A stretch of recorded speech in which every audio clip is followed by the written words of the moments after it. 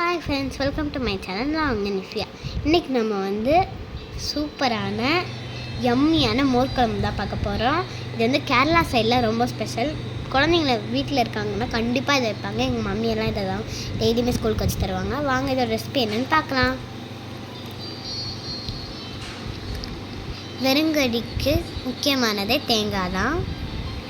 தேங்காய் ஒரு கைப்பிடி, 2 பச்சை மிளகா, 3 பச்சை மிளகா, 2 போதும், நாங்கள் காரத்துக்காக போட்டிருக்கோம்.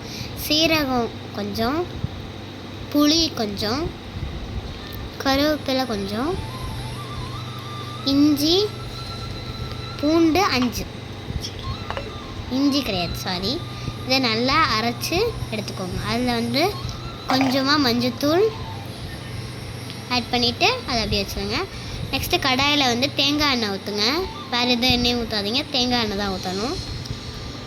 அப்போ தான் ஸ்மெல் நல்லா வரும். தேங்காய் எண்ணெய் ஊற்றிக்கோங்க. கடுகு 1 ஸ்பூன் போட்டுக்கோங்க.